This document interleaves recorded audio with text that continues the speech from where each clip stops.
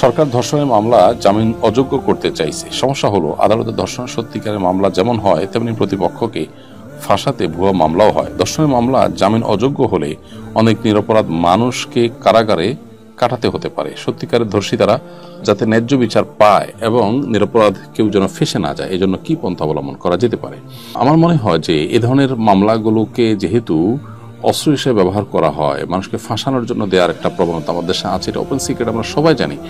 বিধায় এখানে অভিযুক্ত ব্যক্তিকে যদি জামিন অযোগ্য মামলা আইন করে তাকে যদি সে মামলায় ফাঁসানোর পথ খোলা রাখা হয়, তাহলে সেক্ষেত্রে মানুষ নির্যাতিত হবে এবং এটা অস্ত্র হিসেবে ব্যবহার করা হবে। বিধায় অবশ্যই তথ্য প্রমাণের ভিত্তিতে যদি প্রমাণিত হয়ে যায় ধর্ষণ করা, তাহলে তার জন্য সর্বোচ্চ শাস্তি মৃত্যুদণ্ড রেখে আইন করা যেতে পারে এবং সেটার আইনের বাস্তবায়ন নিশ্চিত করার চেষ্টা আমাদেরকে অব্যাহত রাখতে হবে। তাহলে সেক্ষেত্রে এ ধরনের অপরাধের প্রবণতা কমে যাবে ইনশাআল্লাহ তাআলা।